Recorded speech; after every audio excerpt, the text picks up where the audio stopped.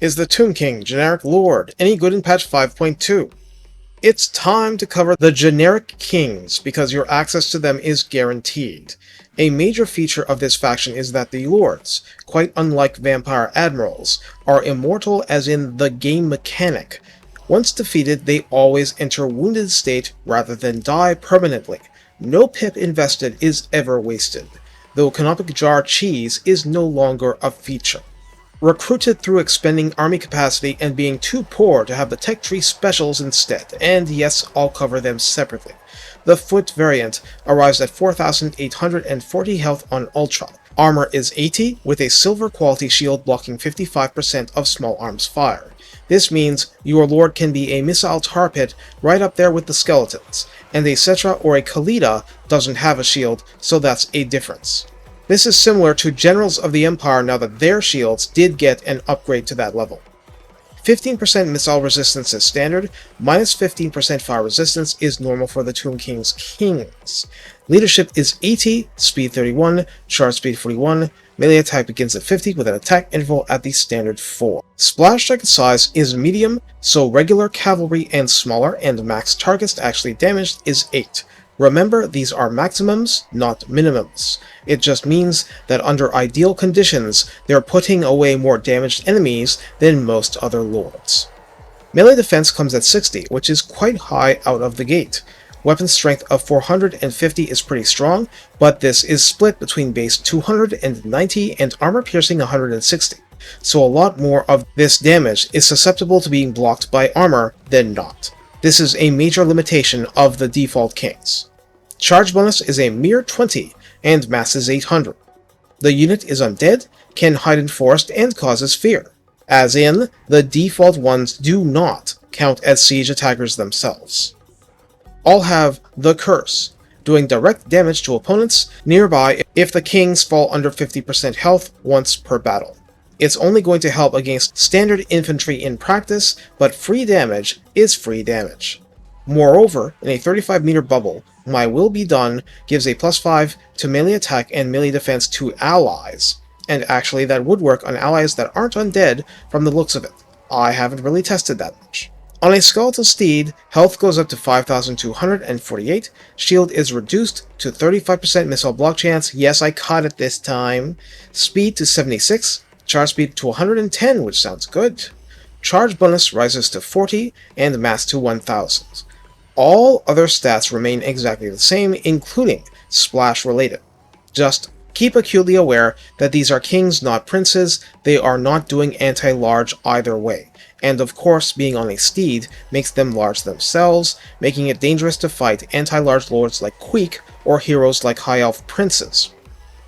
On a chariot, no shield, it's gone.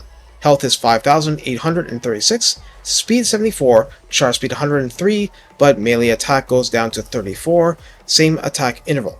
Splash target size of very large, so it'll splash low entity chariots as well. Max target damage of 4. Melee defense similarly plunges to 26, weapon strength falls to 350, split between base 230, and armor piercing 120. But you gain a mighty bonus versus infantry of 28, and charge bonus starts at 80. Mass is 1100, as in only 1100. If you actually are fighting infantry, I won't call this bad. In all three of these stages, Tomb Strike and Desert Strike stand to give a large spike to the majority of the damage you do in melee, which is base damage up to this point, along with causes terror temporarily and +24 or +40 melee attack respectively. As a chariot, it will have collision attacks during charge animations until the laws of physics make it run out of steam, but obviously you're losing a huge amount of the benefits if you're not fighting infantry. Now, the War Kitty, or formerly named the Khemrian warsphinx. This radically changes health to 9,816 hit points on Ultra, shield remains gone, it's not here. Speed 68, and charge speed 100. Melee attack on paper is 38 to start with, and an attack interval of 3.6, meaning that there's less downtime between the animations, but those will vary in length and complexity. It's still a pretty active feline. Splash target size is large and in line with the changes to the unit version. Max targets damaged is 5. But the kitties have collision damage themselves, so they will act like monstrous chariots while adorably pouncing. Melee defense is only 38, equal to the attack. Weapon strength is now 490, split between base 145 and armor piercing 345. This is new! From this point onward, it's all AP. All of a sudden, the king is royally equipped to laugh in the face of armor. There is also a bonus versus infantry of 15, which helps against elite infantry units. Failing that, charge bonus is 64, and mass is an impressive 5,500. And like this, the king causes terror, and is a siege attacker, so can initiate attacks without any actual artillery in the army. Note that unlike the unit, there is no ranged damage. Also be aware that sometimes you get a punch-through charge animation that loops back into the unit being breached, and that has collision damage throughout, even as the charge bonus decays. Now for the skill tree. The vast majority of this is identical to what you'll get from Cetra's skill tree, so I'll just say right here, Canopic Jar Hoarder requires the Tomb King to be animated and on the campaign map actively. Being back in the tomb no longer provides jars. CA thought that was too much and has not replaced that with extra jars from winning battles. We'll see if they adjust this in future game versions. The Redline skills are of course identical, and Resurrect Upgraded aka Reanimate will heal constructs but cannot restore entities/models eliminated during that battle. The yellow line is the same as Cetra, a simple Lord version of the Tomb Prince line, including Tomb Strike and Desert Strike as mentioned. The top line allows for Returned in Madness, Ancient Tyrant, and Ceremonial Bandages, as well as Embalmed in Elixir with their standard benefits. At rank 10, each Lord can pick one of the blessings, with Asaph the Goddess of Magic and Vengeance, boosting ambush success chance, magic reserves, and Skeleton Archer and Stalker ranged damage.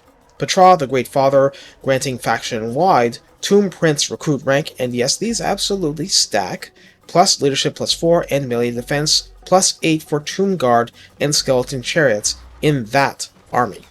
Usirian, God of the Underworld, grants casualty replenishment +6%, Lord recruit rank +2, and missile strength +15% for Caskets of Souls, which is one of your very, very few ways of increasing actual damage outside Khalida, or Petra's Totally Righteous Smiting.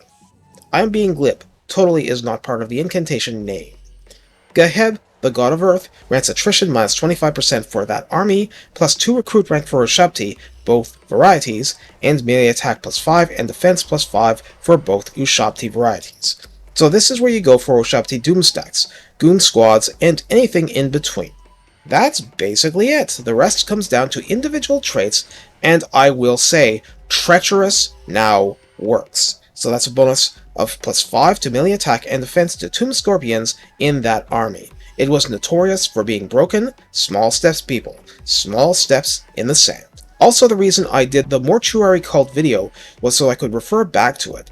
As generic lores, the possibilities are wide open, but the faction gets fewer item drops, so in the long run, you need to be using the jars to unlock items. Even things like a Potion of Strength or a Potion of Speed for when you adorably pounce on the enemy lords. How to use the Tomb Kings doesn't need to be long. They're integral to the Total War Warhammer interpretation of the faction, and you do not want them going down. They belong at the heart of battle, or pushing against the toughest targets, but everything is situational and matchup based until you get to the warsphinx mount. Then, even if the reduced melee attack still has you doing armor piercing to large targets you connect with, the king is much harder to bring down in the sense of higher health, mass, and mobility. Since they're immortal from the start, you can be aggressive with your kings in the heat of battle, and losing them does inflict the curse on your nearby enemies, but ultimately the issue of use is strategic. A king at the head of an army without heroes is leading an army that is literally expendable from your point of view as leader of the faction. You can lose all of the units, and in the long run you have lost nothing. In the short term, if Queek ambushes such an army, even if you're going to lose, you need to inflict every point of damage possible. And yes, as I write these words, one of my campaigns did have such a battle that was ready for me to go back to and finish, but then they released a hotfix, so whatever. But I mean, Skaven, it's like a plague of rats, right? The rest is preference. It really is, since you won't lose them. you can have one that you intend to replace run a Canonical Jar side hustle. Or if you don't know the unit composition he'll have 50 turns down the road, you can buff the yellow line to make him a better bully and wrecking ball for when he's on the Sphinx. If Queek takes down my aforementioned generic lord, it's okay, he'll get better. I haven't lost him. With Tomb Kings, you're playing the long game. Take care, and have fun, because even the least of the Tomb Kings can get on a mighty warsphinx eventually, and at that point, most rats on 2 legs just look like food.